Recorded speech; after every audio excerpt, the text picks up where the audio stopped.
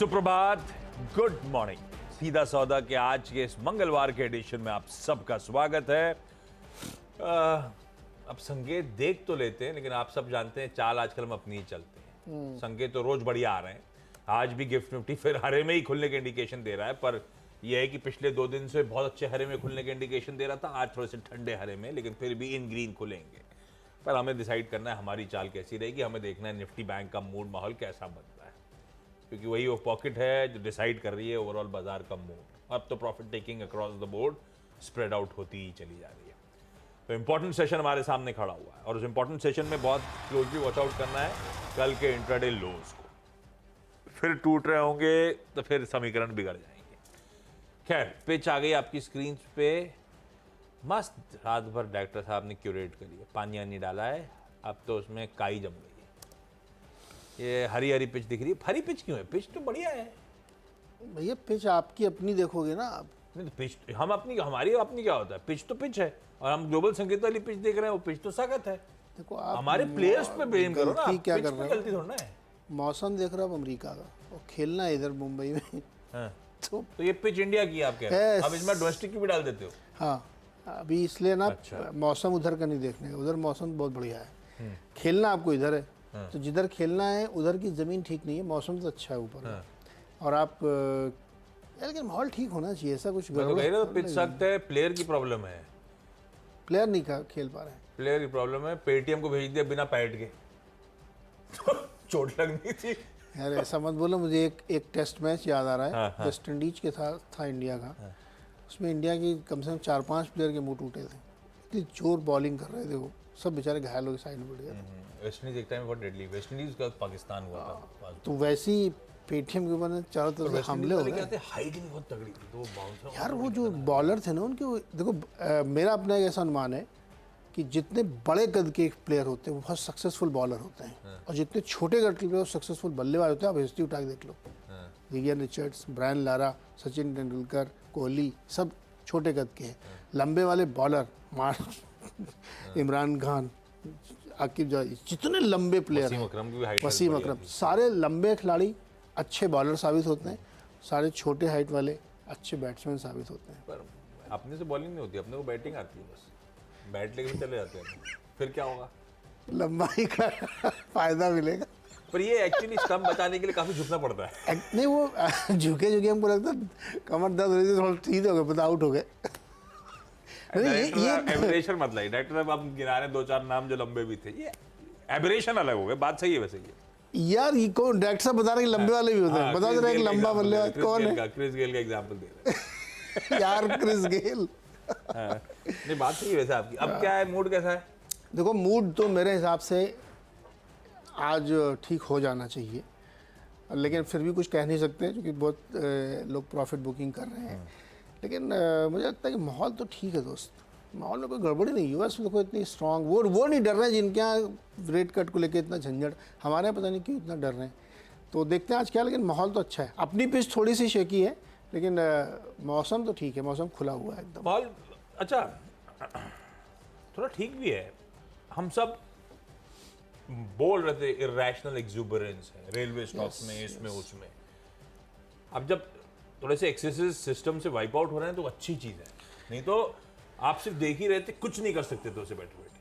और लोग कितनी बार चैनल पे मेंशन हुआ था, यूट्यूब लाइव पे, कि अपने ट्रेल करिए स्टॉप लॉसेस, डबल हो रहा है मुनाफा, पार्शली बुक करते चलिए। ये सब अब रियलाइज कर रहे हो आप लोग, स्क्रीन पे वैसी तरह से करेक्शन आ रहे हैं और रिजल्ट डिसअपॉइंट कर गए हैं भाई। कल सारे नंबर सरकारी जिन पर रिएक्ट कर रहे थे, कितने डिसअपॉइंटिंग नंबर्स थे। ठीक है, तो थोड़ा बहुत एक्सेसेस सिस्टम में वाइप आउट होने चाहिए, तभी बाजार हेल्दी होता है। खैर ठीक है, लेकिन अब हेल्दी वेल्दी के चक्कर में अपनी वेल्थ जा रही है, वो दिक्कत है। मैं आता हूँ अब आज के स्टॉक लाइनअप पे, और स्टॉक्स में बेसिकली आइडिया वही है, खबरों के लिहाज से सब स्टॉक रखे हैं, मेंशन करें टीम्स में। पासवर्ड नहीं लग रहा मेरा, खुल गया।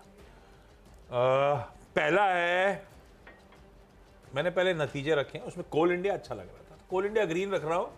मूड बिगड़ा हुआ है, सरकारियों को लेकर मूड बिगड़ा हुआ है। कोल इंडिया कल पिट रहा था, बहुत चला हुआ स्टॉक है। हाँ, चलने के बावजूद क्या 400 450 पे कोल इंडिया अट्रैक्टिव है? हाँ अट्रैक्टिव तो था, पर इस तरह की चाल हो चुकी है तो बहुत कुछ डिस्काउंटेड है। अच्छी बात ये नंबर से पहले कुछ मीनिंगफुल करेक्शंस आ गए स्टॉक में, तो नंबर्स को लेकर कोई कंप्लेंट नहीं है। 6 महीने में डबल हुआ है दिग्गज कोल इंडिया।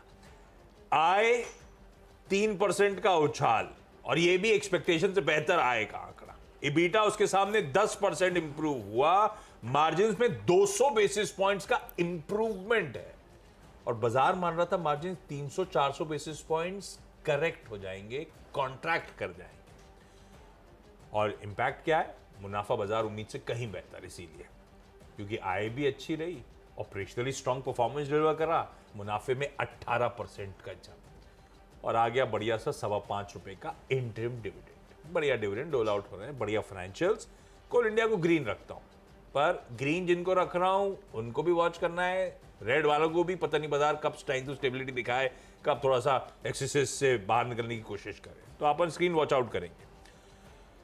एक इंफ्रा स्टॉक, हालांकि ऐसे बाजार में इंफ्रा से थोड़ा दूर रहना चाहिए, हमेशा ध्यान रखिएगा, ये वॉलेटाइल बीटा बहुत ज्यादा होता है।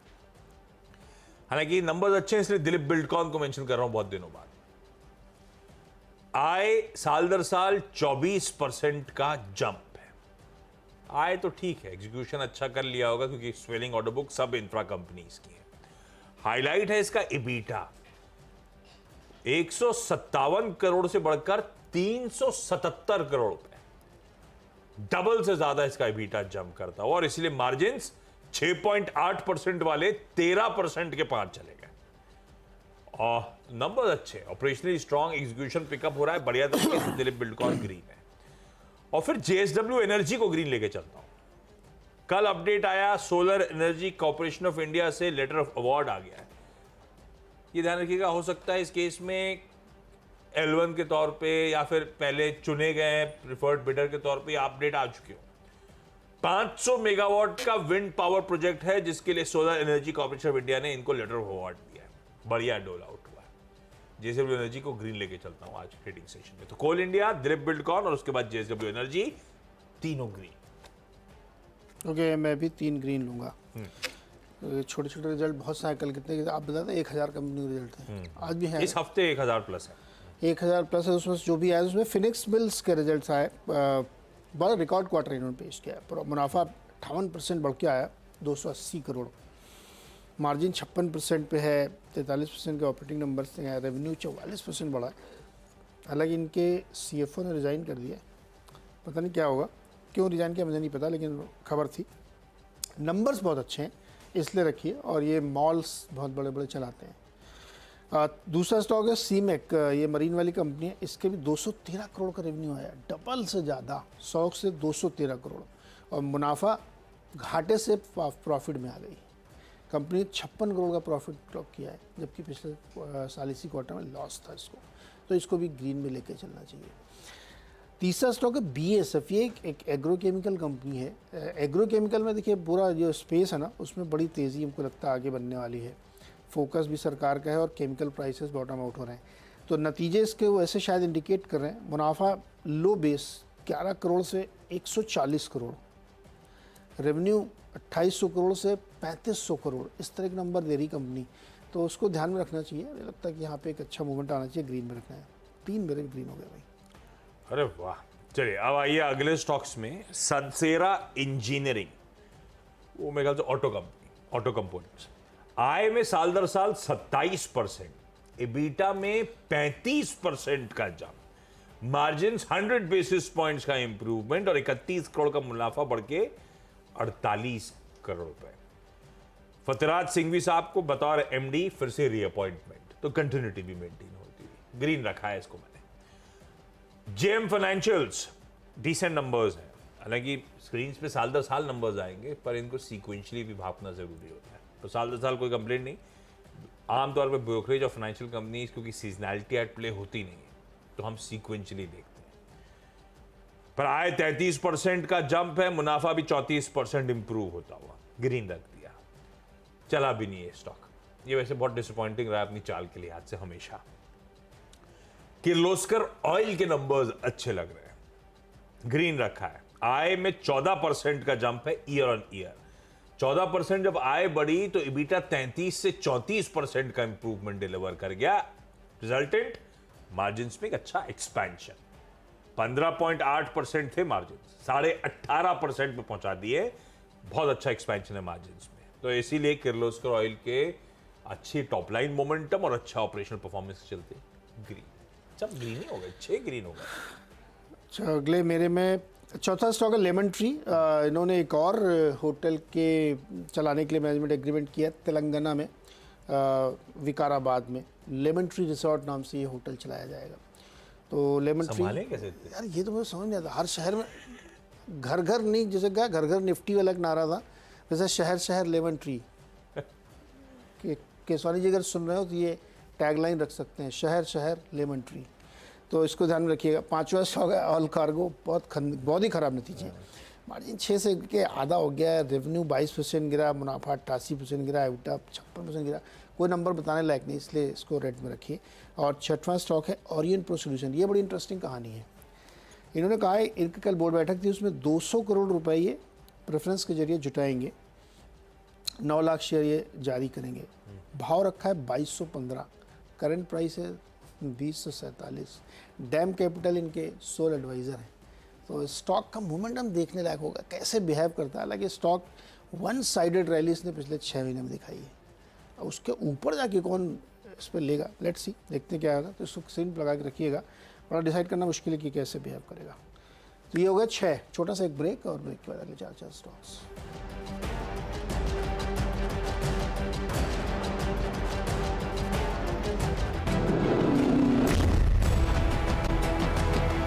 स्वागत एक बार फिर से आपका। और अगले 4 स्टॉक्स में पेटीएम रेड में रखिए इसको। 2 खबरें हैं इसमें।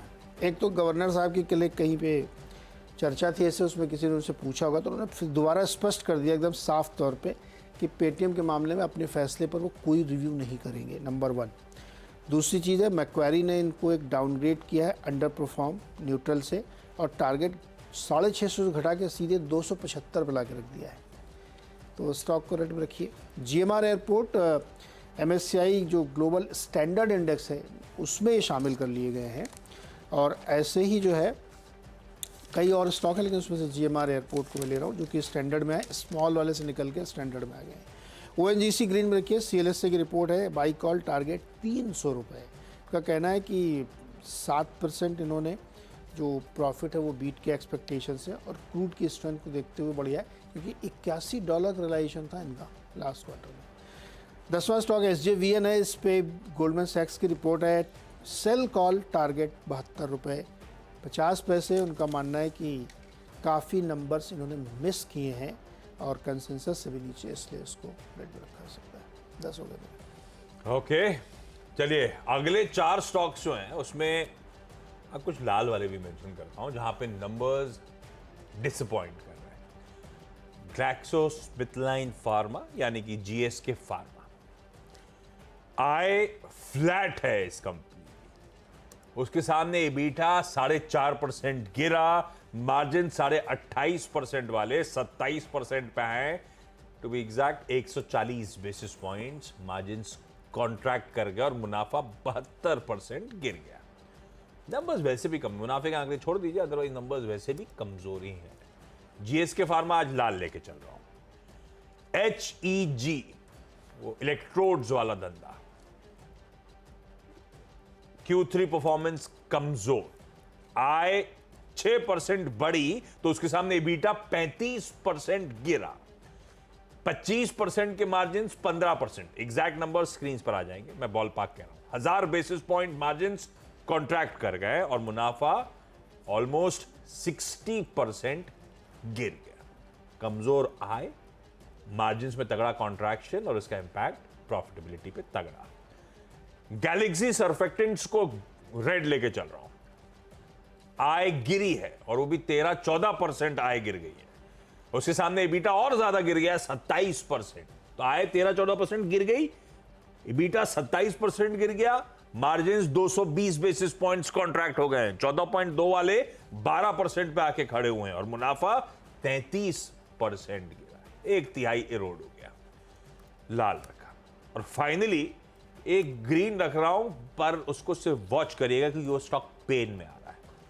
वो सब डिपेंड करेगा आज जो IPO बंद हो रहा है उसके सब्सक्रिप्शन नंबर्स कैसे रहते हैं। क्या नाम था उसका, आज आईपीओ बंद रहा, उसका नाम क्या है जी? Entero health care.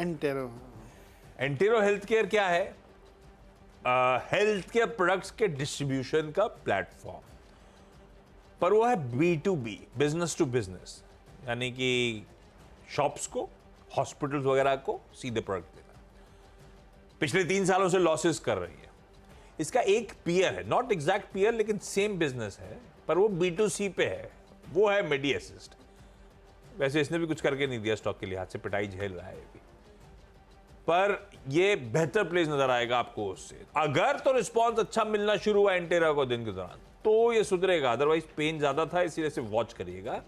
एक सो कॉल्ड पीयर उसका, जिसकी आज सब्सक्रिप्शन के लिए क्लोजिंग होनी है। 10 स्टॉक हो चुके, एक काम करा जाए, क्विकली छोटा सा ब्रेक के उस पर जब लौटेंगे तो टीम्स का एक क्विक रैप अप।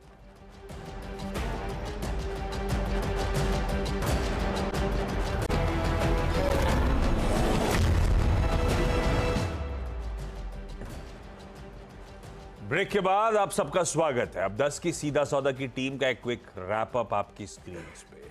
सिर्फ खबरों की वजह से लाल और हरे हैं, नॉट नेसेसरली स्टॉक की चाल ऐसे ही रहे, इसलिए आप स्क्रीन वॉच आउट करिएगा, अपने फाइनेंशियल एडवाइजर से कंसल्ट करिएगा। नतीजे पहले कोल इंडिया अच्छे लग रहे हैं भाई साहब, लेकिन कल क्या है, पिट रहा था स्टॉक, बल्कि अच्छा है रिजल्ट से पहले थोड़े से ठंडा पड़ना, पर नतीजे थम्स अप है, ऑपरेशनल परफॉर्मेंस हाईलाइट है।